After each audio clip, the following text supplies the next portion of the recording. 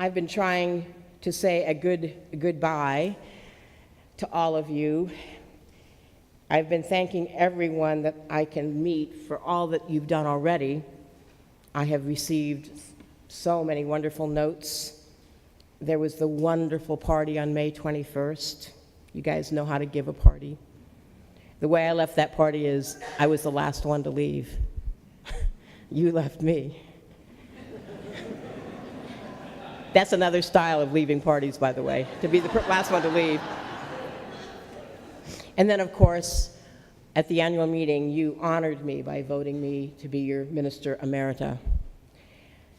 I thank you for all of that, and I thank you for everything you have taught me over these years. I feel like you all have been the scarecrow offering me your incredible brains. And you've been the Tin Woodsman offering me your loving hearts. And you've been the lion giving me courage. So as I say goodbye, with as much intention and gratitude as I can summon, I have one other message for you all. Remember, you are surrounded by wise and wonderful folks who are offering ministry to you all the time. So instead of me preaching to you today, I've asked 4 people from among you, from the congregation, to share some of the wisdom which is among you all. These 4 people are wonderful about offering warm and inclusive hellos. I've seen them greeting and getting to know people. Now I've asked them as a gift to me and to you to reflect about something we all find more difficult, and that is how to say goodbye. After a wonderful party, after a year in the life of a community, after the seasons of life, what does your soul speak to you about goodbyes?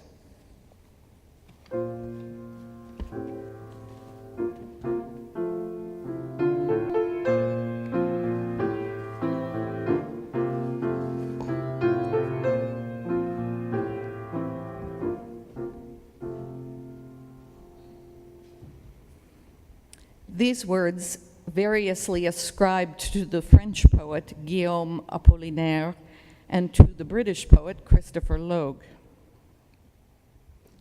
"Come to the edge," he said.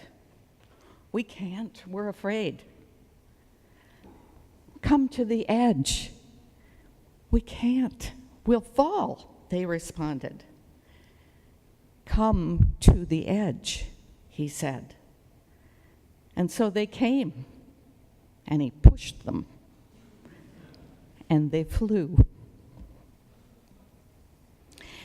It's comforting to picture the albatross chicks who put their heads to the wind, spread their huge wings, and take off, soaring comfortably and perhaps with exhilaration over the sea, returning to solid ground years later to breed.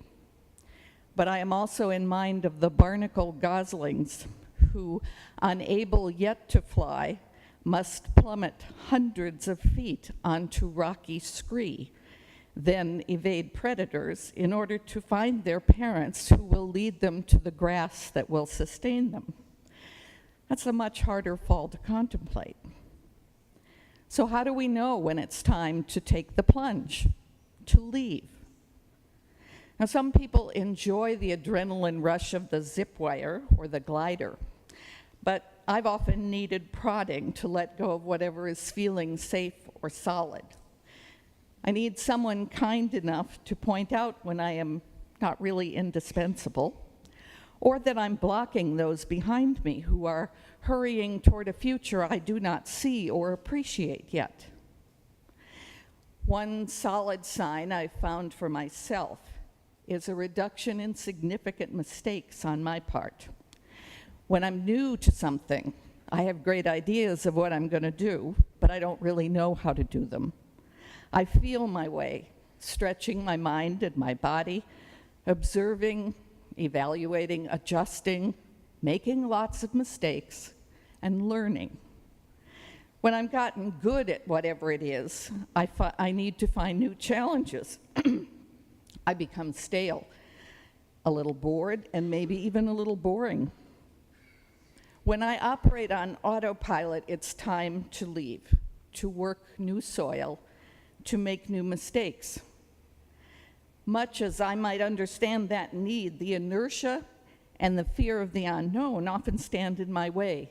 And that's when I need that person, that gentle hand, to give me a push. Sometimes the need to move on has nothing to do with our own decisions.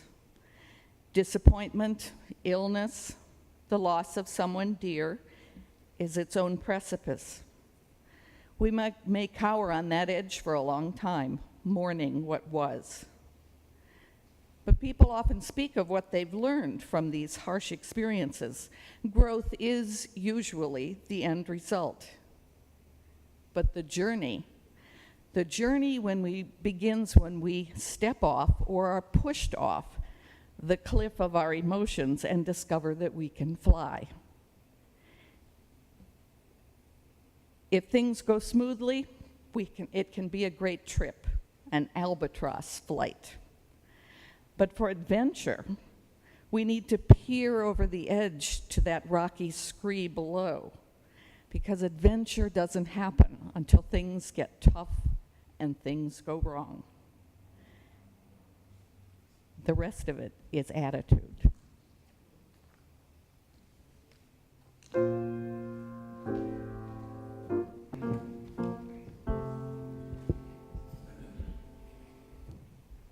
Goodbyes. After a good deal of reflection, I concluded that like so much else in life, the goodbye business is both complicated and simple. And like so much else in life, it depends. Either way, it's serious business. Peter Pan said, "Never say goodbye," because goodbyes mean going away, and going away means forgetting.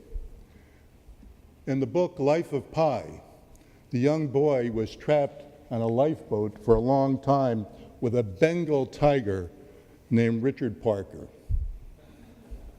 Many years later, Pi wrote, "I've never forgotten about him.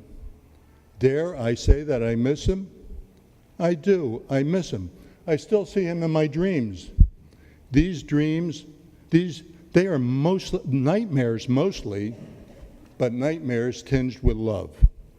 Such is the strangeness of the human heart. I still cannot understand how he could abandon me so unceremoniously, without any sort of goodbye, without looking back even once. The pain is like an axe that chops at my heart." And J.D. Salinger in Catcher of the Rye nailed it for me when he wrote, "I was trying to feel some kind of goodbye. I mean, I've left schools and places I didn't even know I was leaving them. I hate that. I don't care if it's a sad goodbye or a bad goodbye, but when I leave a place, I like to know I'm leaving it. If you don't, you feel even worse." And so many times in my life, and I think in the lives of a lot of people, we just kind of go our separate ways. Ralph Ranieri lived across the street from me. He was a really great friend. We did everything. We helped teach each other that multiplication table, and we just played every day after school. We went through all of public school together, and then we moved away. I went to college. Ralph went off to seminary to become a priest and disappeared. We disappeared from each other. I tried to find him, but there was no internet back then. 2 years ago, I opened Facebook, and there he was. And so we've been talking ever since. Harry Courtray and I were very close friends in college. After graduation, I think my mother had our car packed already, and I think he did too, but we both went our separate ways to get on with our lives. We met by chance 10 years later and seemed to pick up where we left off. We never saw each other again, but that was okay. We said goodbye. And so, about this serious business of goodbyes, I believe two things. One, you never really forget. There are always memories. And second, it is important to say the word. And so, Linda, thanking you in advance for all the great memories we have, and thank you for saying a proper goodbye. Thank you, Robert.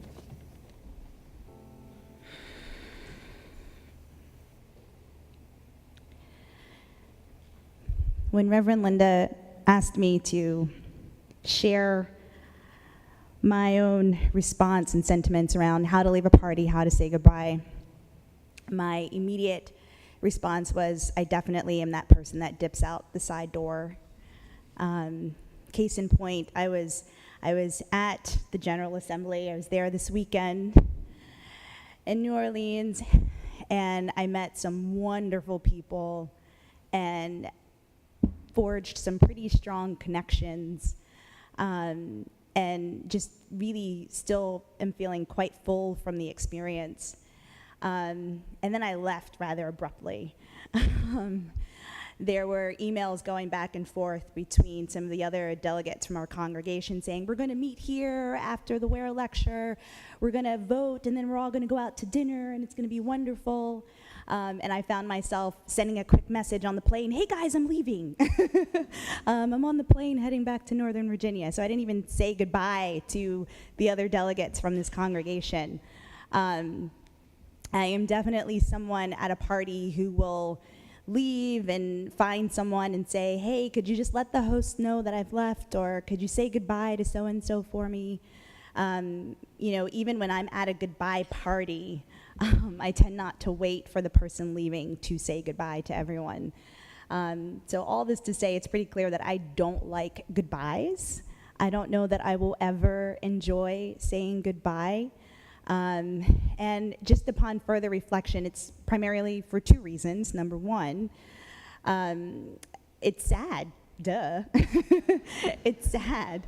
And in a lot of ways, me avoiding saying goodbye is simply for self-preservation, because no one likes to feel sad. And then the other reason is to really preserve the memory of the person or the experience or the relationship or the situation that I'm having to walk away from. It's a way of kind of keeping that moment as a still shot in my heart. And if I don't have to say goodbye, then I've never really left that person or that situation or that relationship. And so coming back to Robert's mentioning of Life of Pi, I am Richard Parker. I definitely leave unceremoniously. I apologize, Reverend Linda, if that happens after today's service. But I could also learn a lot from Reverend Linda in just how she literally has been saying goodbye for 2 months now. And I know how hard and difficult that's been. And I'm just grateful that you are still here saying goodbye and not dipping out the side door. And so maybe I'll stick around for a little bit longer then, at least for you. Thank you.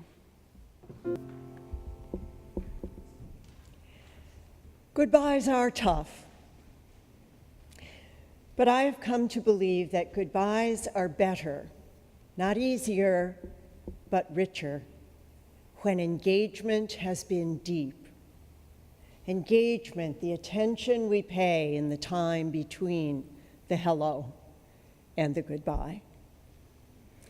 I have a very warm memory of one of Reverend Linda's first sermons here, and I've told her about it probably several times.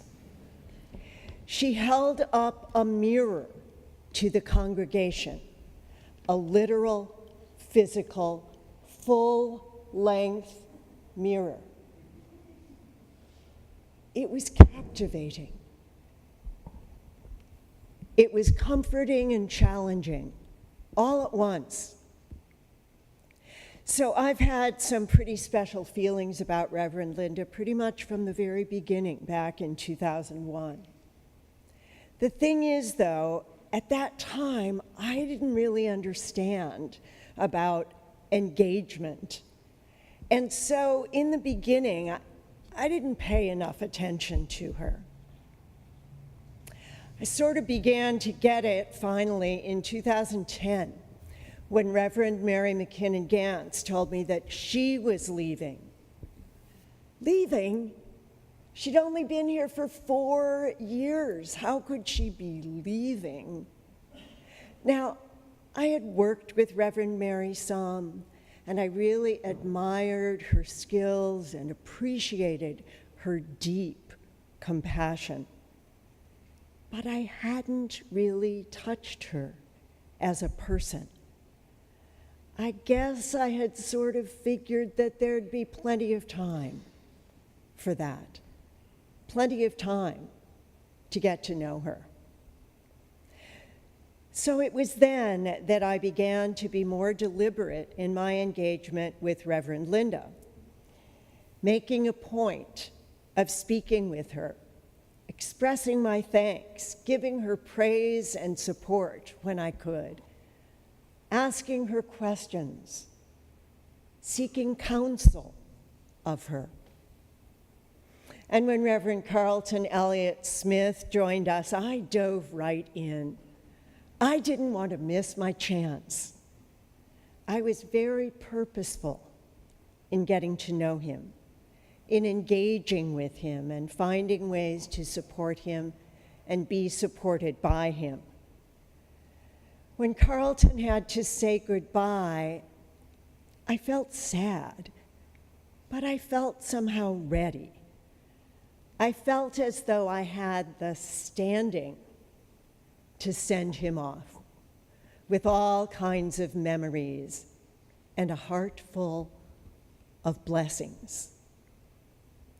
And through these years, I've been observing Reverend Linda with awe, engaging her in gratitude, her founding role with voice, her graceful transitioning from minister of religion to minister of faith in action, her singing, her warm and generous memorial services, her profound dedication to her family, her guidance for us with the NAACP and with Reverend William Barber's Moral Mondays movement, her leadership with Loretta, the Liberal Religious Educators Association, and with UUMA, the UU Ministers Association. But most of all, for our sake, her leadership here. Reverend Linda has been sometimes the glue that holds us together, sometimes the concrete foundation, sometimes the passionate, guiding flame. Linda's bio on our website says that her mission is to empower all souls to be co-creators of the love community. And from knowing Linda, I do feel empowered. I hope that all of us do. So there's a lesson in this.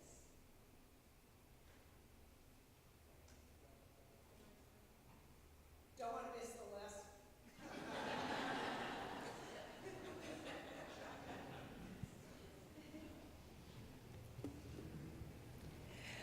So there's a lesson in this. Don't wait.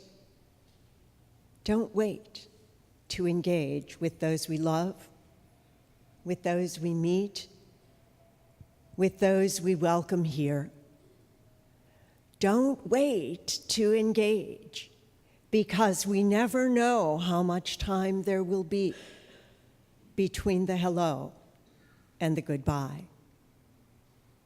Don't wait to engage, because engagement is what makes our hellos meaningful and our goodbyes authentic. And that's what creates beloved community.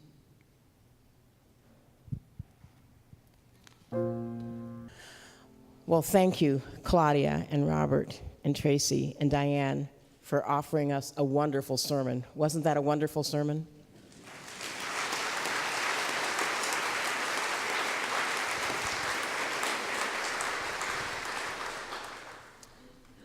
So we come to the end of the story.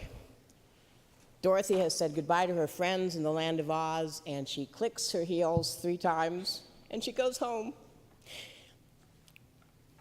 When she arrives back home, she awakens to a new and deep knowledge that she was changed by her time in Oz.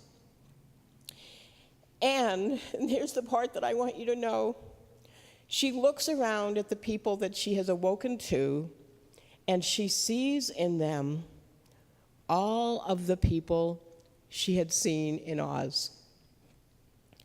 She would never forget those friends, everything that they were and all they taught her and all they gave her.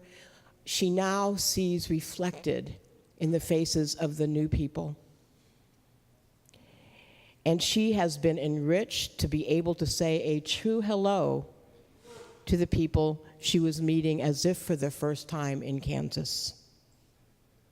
So each of you are saying goodbye to me, and I hope you'll remember me in a way that you see the imprints we've made on each other, and when you turn and look at one another, you see all that you have known in every journey you've had with every person you've ever said goodbye to.